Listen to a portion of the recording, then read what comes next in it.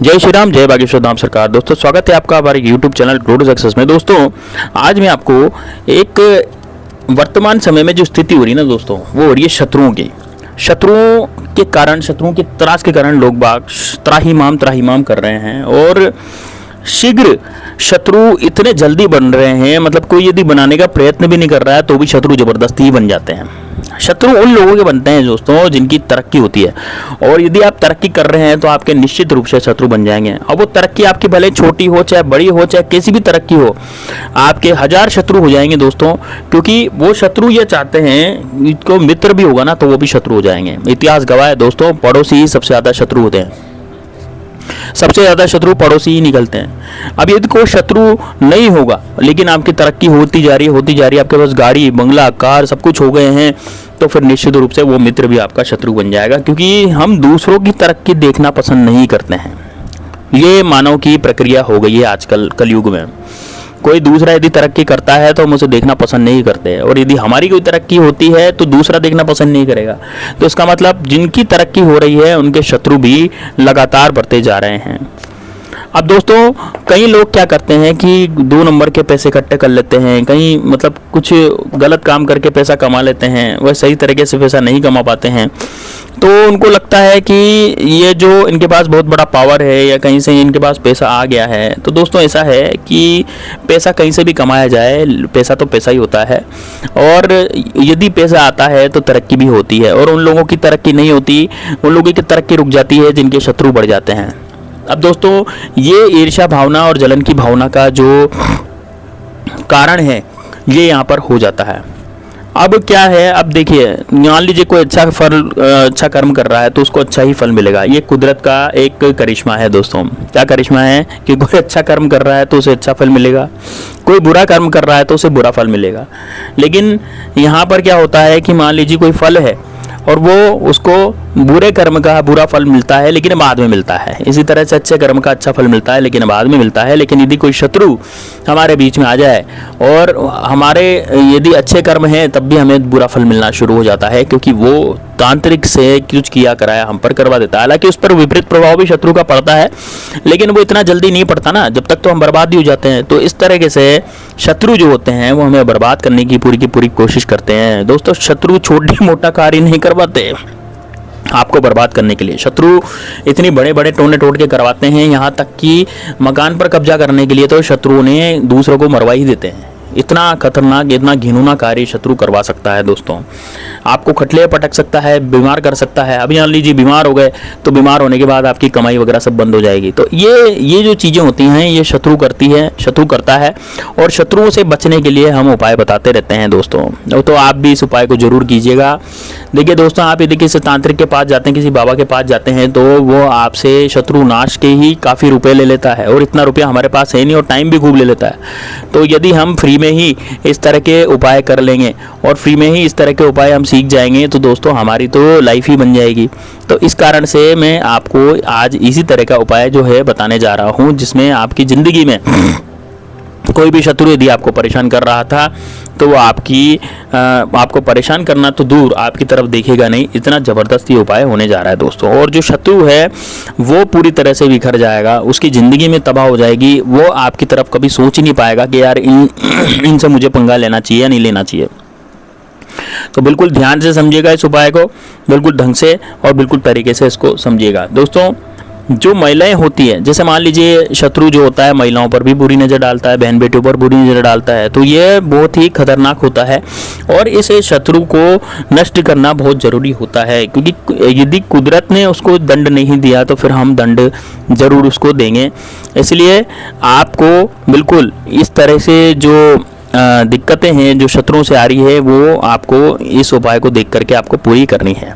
अब दोस्तों इस उपाय को आपको मंगलवार या शनिवार को भी कर सकते हैं। वैसे तो किसी भी दिन इस उपाय को किया जा सकता है, माताएं बहनें भी इस उपाय को कर सकती हैं, महिलाएं भी इस उपाय को कर सकती है, लेकिन इस उपाय को किसी भी दिन किया जा सकता है। तो आप जरूर इस उपाय को कीजिएगा दोस्तों।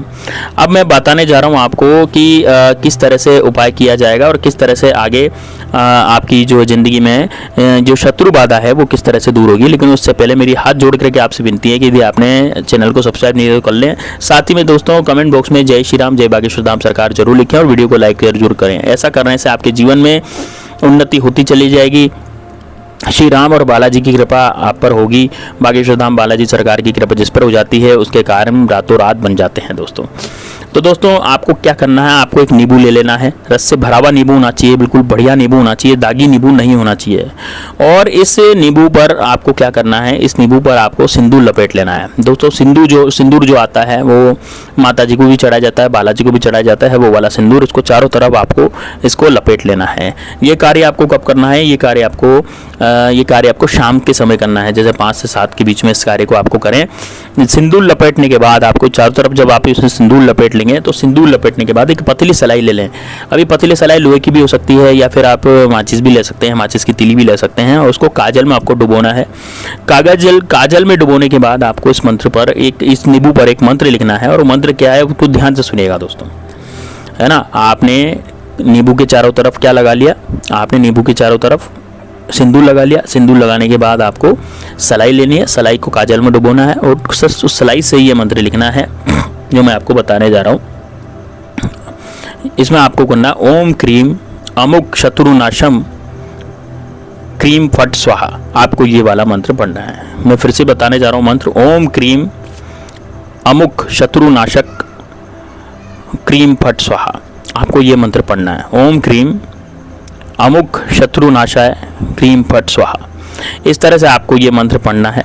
और इस मंत्र को पढ़ करके आपको नींबू पर इस सलाई से काजल में डुबो करके ये मंत्र लिख देना है। अब दोस्तों इसमें आपको क्या करना है, जो डाली वाला हिस्सा नींबू का होता है, नींबू के 2 हिस्से होते हैं, ऊपर और नीचे के। तो जो डाली वाला हिस्सा जो डाली से कनेक्टेड रहता है, मतलब डाली से जुड़ा हुआ जो हिस्सा रहता है नींबू का, उसको आपको अपने ऊपर की तरफ रखना है।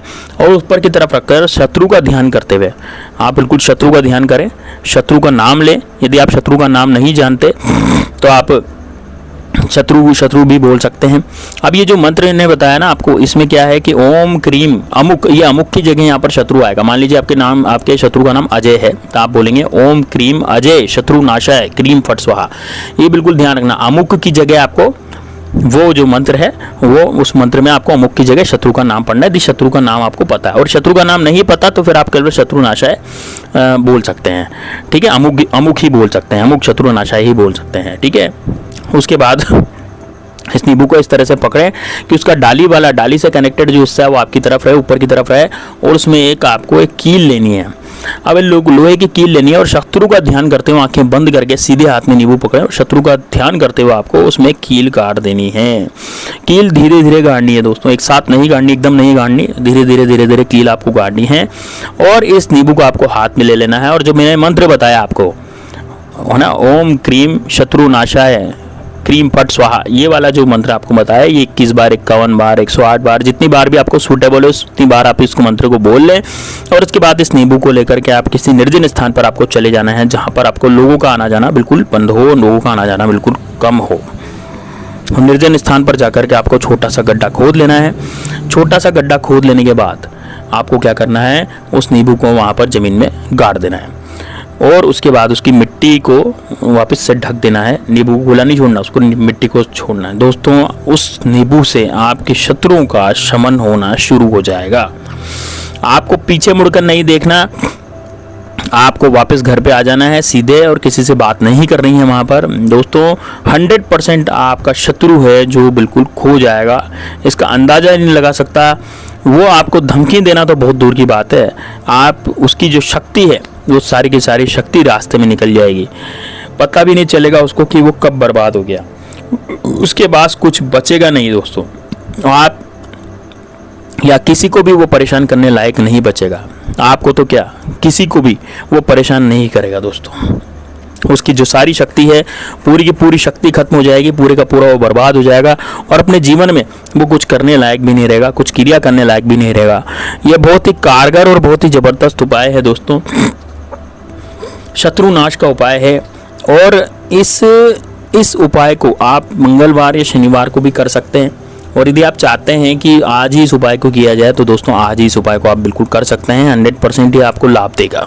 अब दोस्तों जो नींबू गाड़ा है ना, वो नींबू कहाँ गाड़ना है, या तो आप किसी निर्जन स्थान पर गड्ढा खोद के गाड़ ही सकते हैं, लेकिन यदि कांटेदार पेड़ के नीचे इस नींबू को गाड़ दिया जाए, कोई कांटेदार पेड़ हो जैसे बबूल का पेड़ हो गया या फिर कोई और रामबाज डंडा थोर, इस तरह के कांटेदार जो वृक्ष होते हैं ना बड़े बड़े, उनमें यदि उस पेड़ को आपने इस नींबू को आपने गाड़ दिया दोस्तों, तो यकीन मानिए ये जो नींबू है, ये नींबू उस कांटेदार पेड़ के नीचे गड़ करके आपका जो शत्रु है उसकी ज़िंदगी में अब कभी भी उन्नति नहीं होगी, कभी भी उसकी ज़िंदगी में आगे वो नहीं बढ़ पाएगा। इतना ज़बरदस्त ये टोटका होने जा रहा है दोस्तों। तो दोस्तों कमेंट बॉक्स में जय श्री राम, जय बागेश्वर धाम सरकार जरूर लिख लीजिएगा। मिलते हैं नेक्स्ट वीडियो में, तब तक के लिए जय श्री राम, जय बागेश्वर धाम सरकार, हर हर महादेव।